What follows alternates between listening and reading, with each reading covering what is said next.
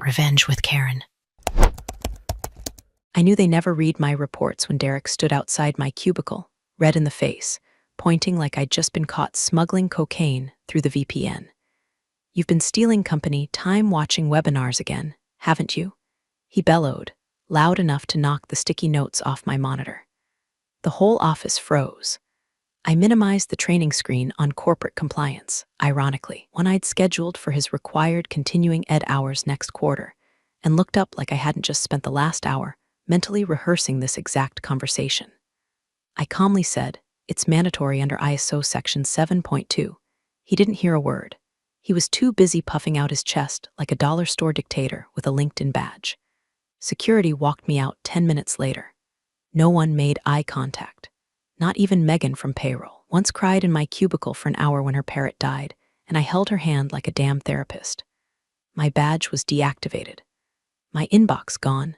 I left behind a sealed envelope on Derek's desk labeled Q3 submission, C-Log, Officer of Record. The irony? It was due that Friday. And if you're wondering why I'm telling you this, it's because 95% of people hear stories like this and never subscribe or click the little thumbs up. But if you do, it helps more than you think. We're just a small team sharing stories that deserve to be heard, and maybe, sometimes, savored with popcorn. All right, back to the show. My name's Marcy Keller, and for 8 years I was the most invisible person in the building, unless the building caught fire or got sued. I worked in compliance and risk, a department so unsexy our holiday party was just a PDF that said don't drink and drive. The marketing folks got catered shrimp and TED Talk guest speakers. I got spreadsheets of continuing education units, SU, regulatory bulletins in all caps, and a cracked coffee mug that read keep calm and mitigate risk. I was the company's registered continuing education officer, nominated, verified, and filed with ISO and the state. Nobody remembered that part.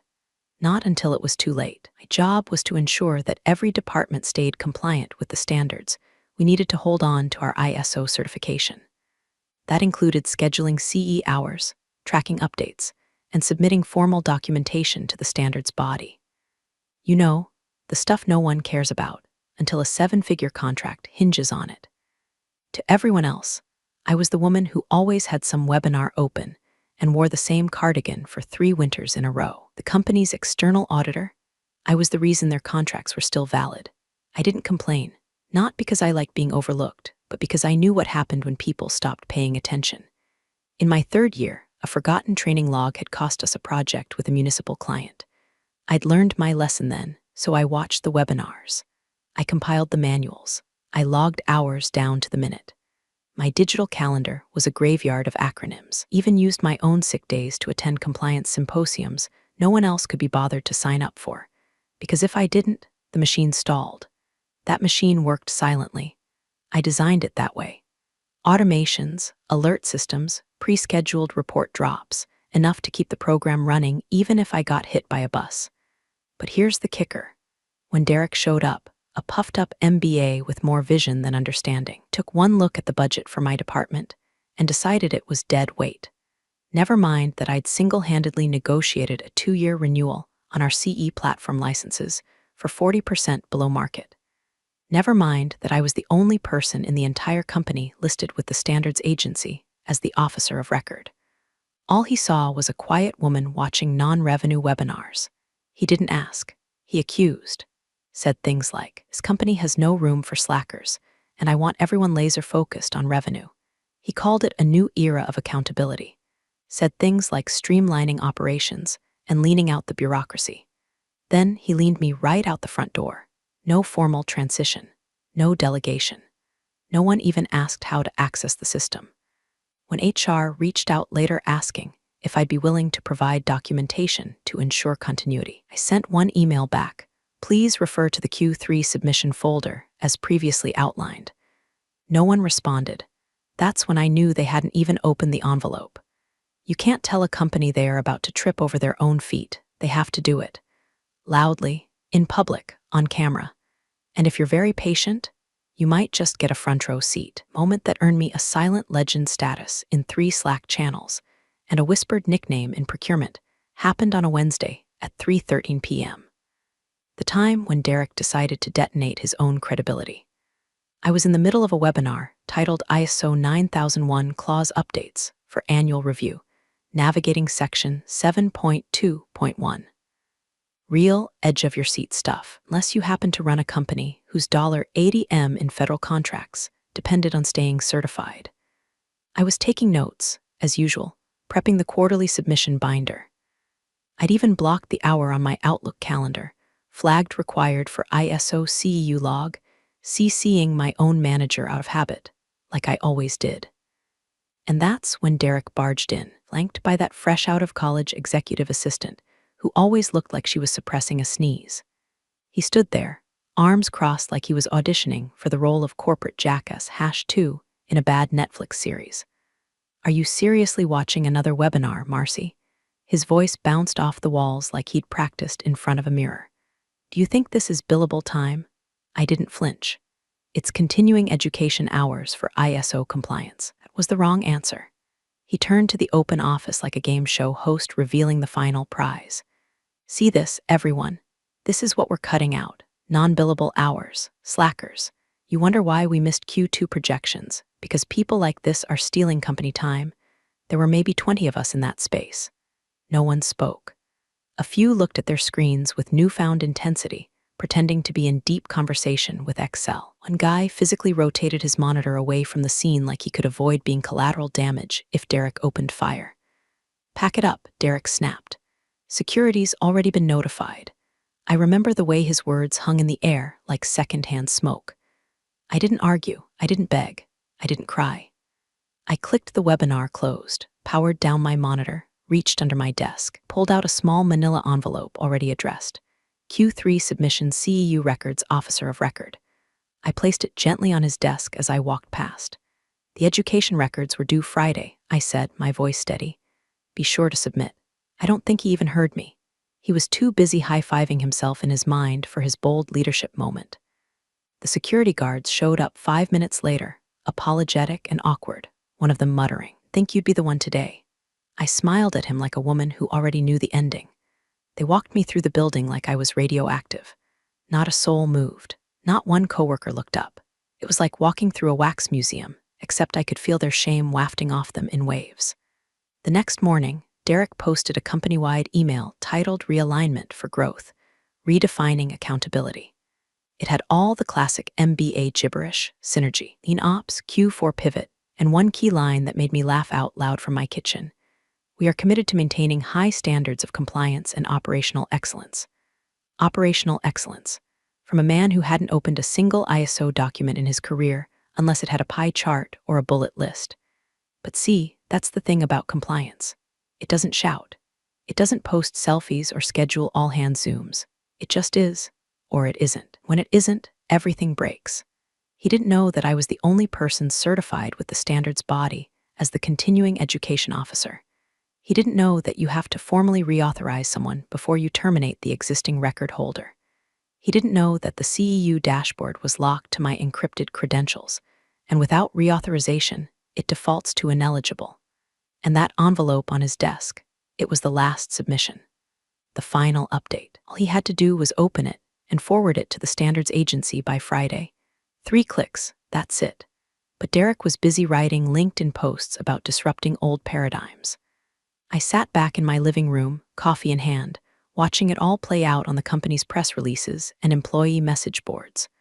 Watching them talk about unexpected challenges and temporary compliance delays. They had no idea, but Friday was coming. Silence after humiliation hits different when you know you're the only one holding the ticking bomb.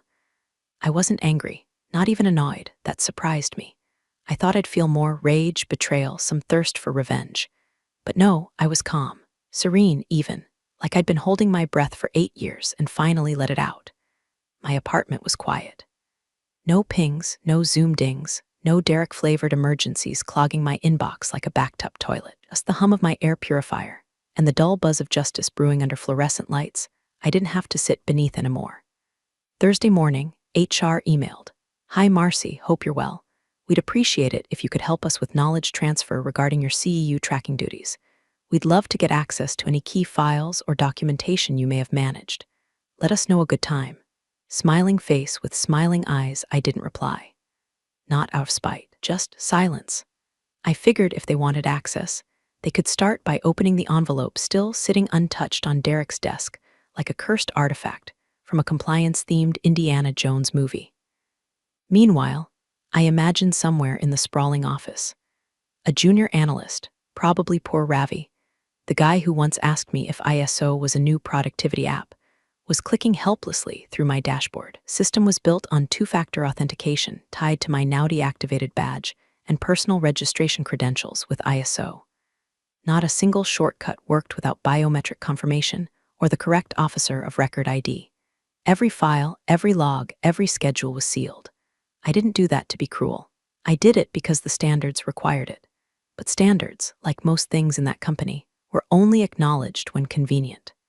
Ravi messaged IT. IT, in their infinite wisdom, flagged it as a routine password reset request. A ticket was opened, auto-escalated, marked non-urgent. Derek, when told of the delay, rolled his eyes and waved it off.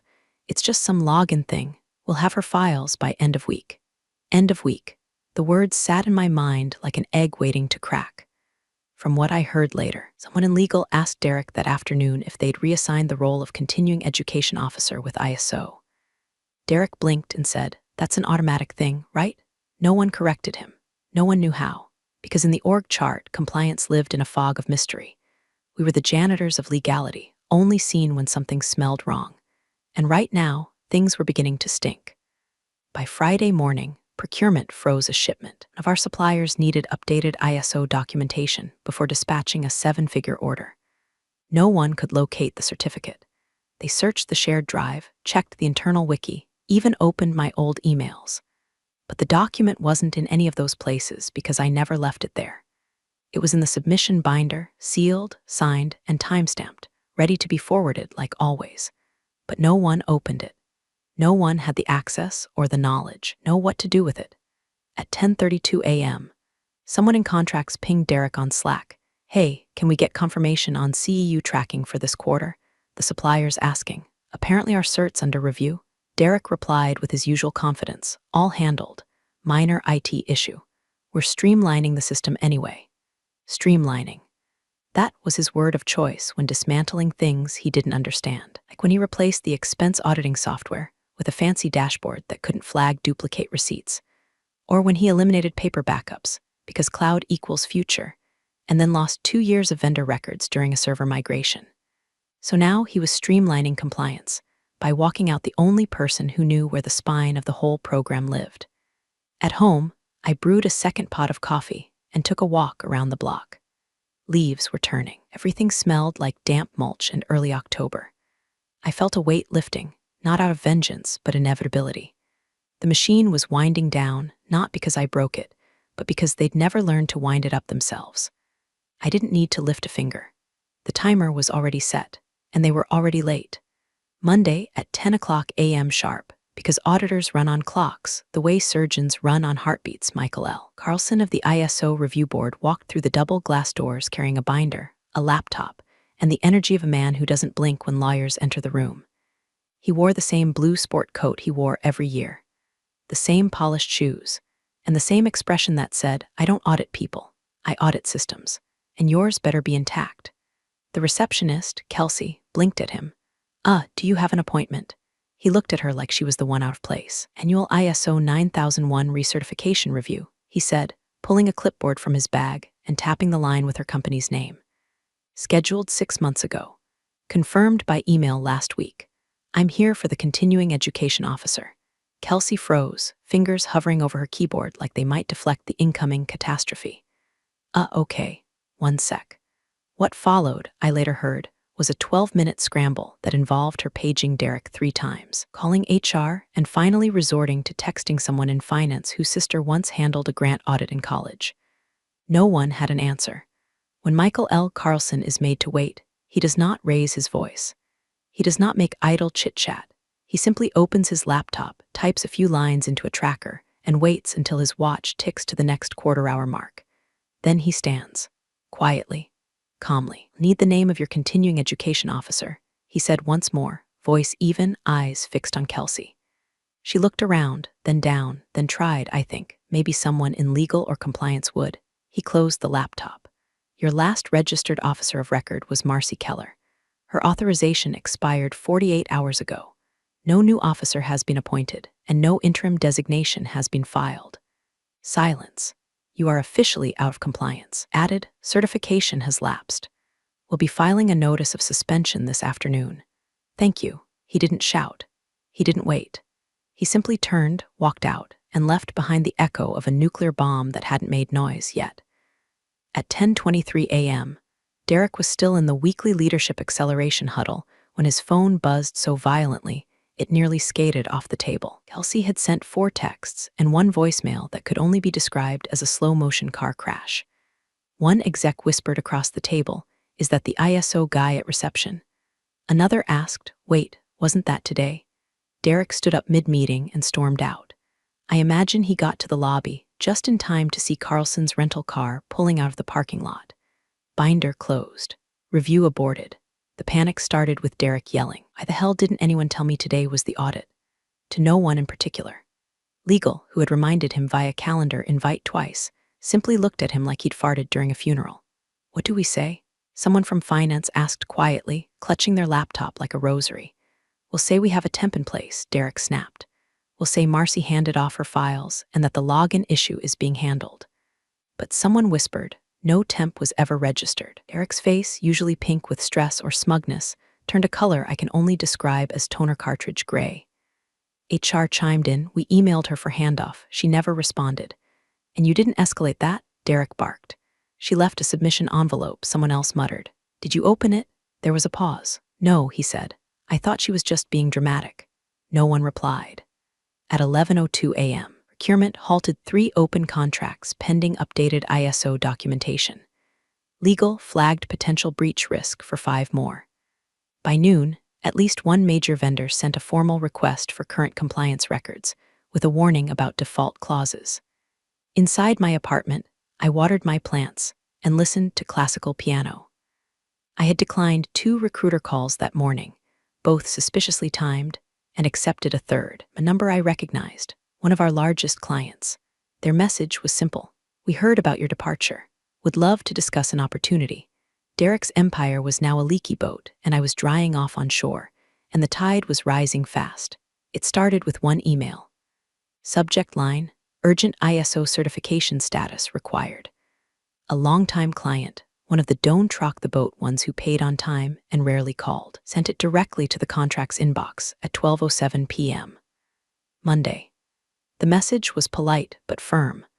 "Before finalizing Q4 disbursement, please provide current ISO 9001 documentation as outlined in Section 11B of our agreement." 15 minutes later, a second email arrived, this one from legal at a tech manufacturing partner. "Our internal audit committee requires updated certification proof before approving any procurement pipeline activities." By 1:00 p.m., 3 more emails had landed. 2 used the phrase contractual obligations. 1 hinted at regulatory reporting deadlines. And 1, a particularly cold-blooded message from a federal subcontractor, just attached a highlighted copy of the clause that read, "Valid ISO certification must be maintained throughout the duration of this contract, or the agreement may be rendered void." It didn't take long for the panic to go wide. Legal fired off a group email with a red header. "Immediate action required. Certification documentation." Procurement paused an in-progress $1 million equipment delivery because the contract required ISO compliance at each checkpoint. Shipment sat in a warehouse 80 miles away while the vendor waited for a certificate that no longer existed. Someone in accounting asked if we could just backdate the last certificate to show it's still valid. The silence that followed was heavy enough to crush bone. And where was Derek during all this? Standing in his office, staring at the sealed binder I'd left on his desk 5 days earlier.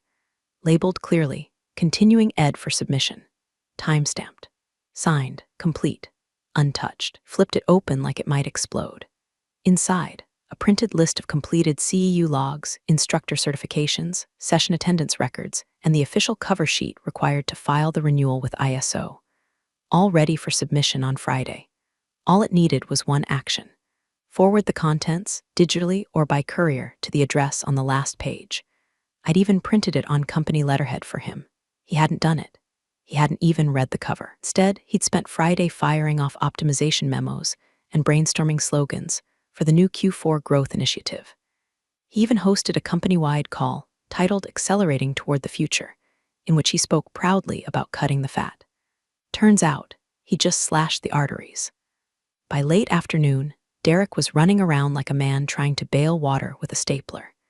He called IT, demanded emergency access to the compliance portal. IT told him it was encrypted, required biometric login and a valid officer ID. Just override it, he snapped. We can't, they said. It's a third-party system. It's legally tied to Marcy's registration. What about HR? He shouted. They sent her an email. Yes, they said, but she never responded. So call her. Legal stepped in then, voice calm but clipped. We can't ask her to act in any capacity unless she's still designated officer of record. She's not. Derek's forehead started to glisten. Someone handed him a water bottle. He didn't drink it, just stared at it like hydration might fix the contract's hemorrhaging into void. In the hallway, someone whispered, wait, wasn't this literally her job? Another voice, I thought it was just like training stuff. By 4:00 p.m., 5 contracts were frozen. A joint venture partner initiated a compliance inquiry, and word was spreading. Fast. Slack messages started flying. Anyone know what's going on with ISO? Is this going to affect year-end bonuses? Should I be worried about audits? The veneer of calm cracked. Derek stood in the center of the chaos, gripping the binder like it might bite him. His reputation, built on sound bites and shallow metrics, was buckling under the weight of a folder he never bothered to open. He hadn't been sabotaged. He hadn't been plotted against. He'd simply ignored the one thing he couldn't afford to, the quiet function that held his empire together. And the worst part? The damage had only just begun. By Tuesday morning, the boardroom had become a war room. The blinds were drawn. Coffee was being brewed in industrial quantities. Phones buzzed, laptops overheated, and no one had removed their blazers for hours. CFO's assistant brought in a dry erase board that hadn't seen daylight since the last tax overhaul and started scribbling timelines with a shaking hand. At the center of it all sat Derek, eyes rimmed red, tie loosened, collar unbuttoned like it might help oxygen reach his brain. His hair, normally sculpted like it had its own branding strategy, was falling across his forehead in disarray. The air smelled like toner, nerves, whatever panic sweat smells like when it's laced with executive-grade denial. The finance director, Ava, practical, sharp, and known for being allergic to bullshit, spoke first. I did some digging, she said, projecting a spreadsheet onto the screen. The ISO system lists one name, Marcy Keller, as the registered continuing education officer. Derek waved a hand. Yeah, but that must be outdated. We just need to get the new name filed. No, Ava said flatly. You don't understand. That's not how it works. This isn't a LinkedIn title. It's an authorization tied to a named registrant with signature, notarization, and credential verification. Then get her off the list, he snapped. You can't, she replied.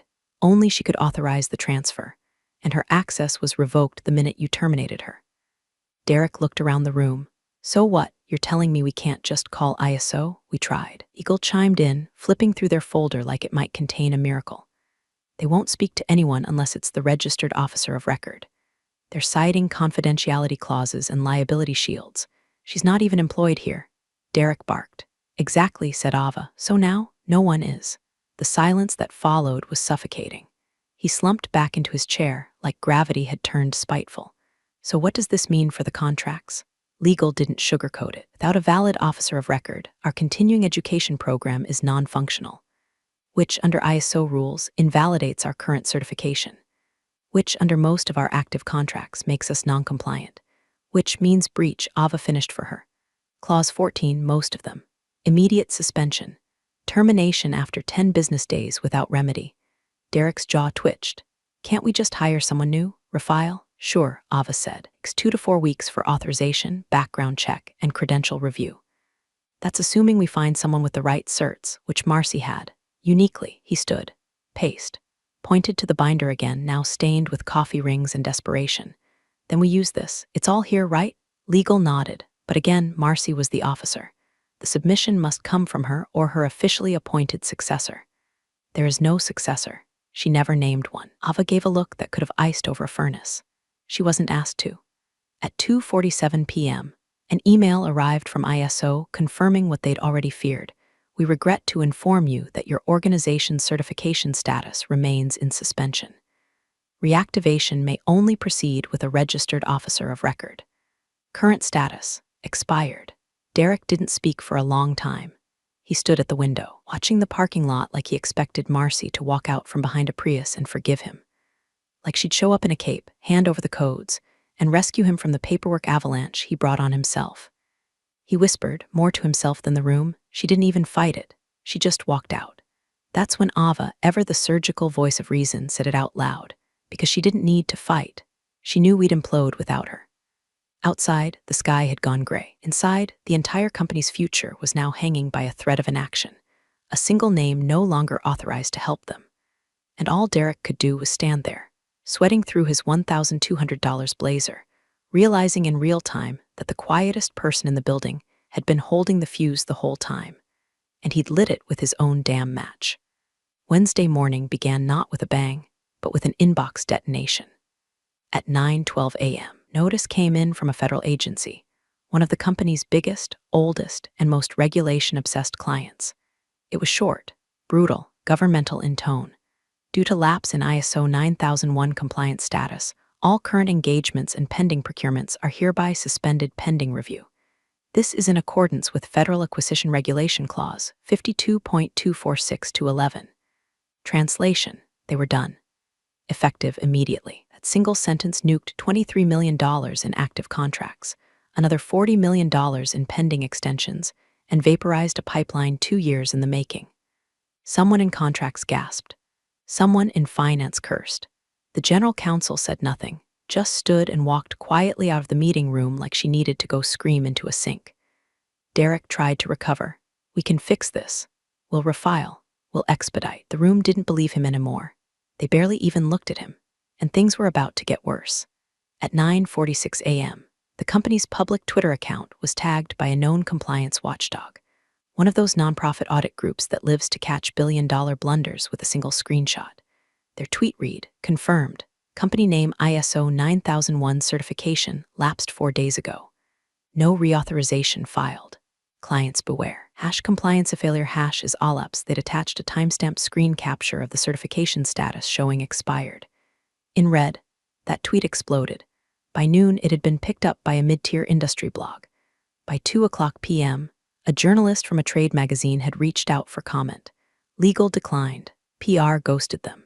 Internally, it was full DEFCON mode. The stock wobbled. Not a crash, just a slow, sickening teeter. The market itself was raising an eyebrow. It wouldn't take much for investors to notice the smell of panic wafting off every press release now dripping in strategic delay and undergoing internal realignment. At 3:00 p.m., the board convened an emergency review. They summoned Derek. He walked in looking like he'd aged 10 years in 3 days. The presentation he prepared, titled Certification Restoration Pathway, was filled with buzzwords and optimistic projections. None of them mattered, because just before he started speaking, someone slid a tablet across the table. "Check your inbox," a board member said. "You've got a personnel update." He tapped it open, and there it was. A formal announcement from Triarch Systems, their largest long-term strategic partner and the second largest contributor to annual revenue. Proud to welcome Marcy Keller as our new Director of Regulatory Compliance. With over a decade of ISO and CU leadership, Marcy brings unmatched precision and oversight to our growing infrastructure. It even had her photo. Same cardigan, same calm smile. The caption under it said, "She doesn't speak loudly. She doesn't need to." The room went quiet. Derek's mouth moved before his brain did. This must be a mistake. "It's not," said Ava from finance. "I confirmed it. She's on their payroll. She started Monday." "She started Monday?" Board members exchanged looks. One leaned forward. "You terminated her Friday." Derek's face went white, the kind of white that makes you wonder if bone can blush. She didn't even try to fight back," he stammered. Ava said what everyone was thinking, because she wasn't trying to come back. She was already leaving. Outside the boardroom, someone printed the client suspension notice and taped it to the kitchen fridge. A post-it below read, "Guess webinars weren't a waste of time after all." And across town, in a polished office with clean walls and working systems, Marcy sat at her new desk, reviewing digital credentials for compliance framework already more robust than anything she'd left behind. She had a team now, a budget, a company that knew what her role meant. She wasn't angry. She was focused, because you don't wait around for sinking ships to remember your name. You learn how to swim, and Marcy had already reached the shore. The call came in at 7:41 p.m., blocked number, of course. Marcy was sitting in her new office, the view stretching wide over a city skyline lit like a circuit board. She let it ring twice before answering. She already knew who it was. There's a certain type of silence only cowards carry, heavy, hesitant, thick with desperation and regret. "Marcy," Derek said, voice dry like he hadn't slept or stopped pacing in hours. It's me." She didn't respond immediately. Just leaned back in her chair and looked at the framed ISO compliance certificate on her wall, already updated, already approved. Her name, printed cleanly at the bottom beside the seal. "Can you at least forward the files?" he continued. "The submission forms, the logs, the CE tracker. Anything." Voice was calm. No bite, no fire. Just the kind of still water you don't realize is freezing until you're halfway under. "I submitted them, Derek," she said. "You just never opened them." He tried to chuckle, failed. "Okay, yeah, I deserve that. But seriously, we're hemorrhaging contracts. I need something, anything, just help me fix this." There was a pause long enough to break something inside him. "Please." She looked at the clock, listened to the hum of her new office's HVAC, silent, unlike the one he never bothered to get fixed in her old cubicle. Then she spoke. That would be a conflict of interest. He made a choking sound. "Come on, don't do this." "I'm not doing anything, Derek," she replied, still gentle, still quiet. "That's the difference between us.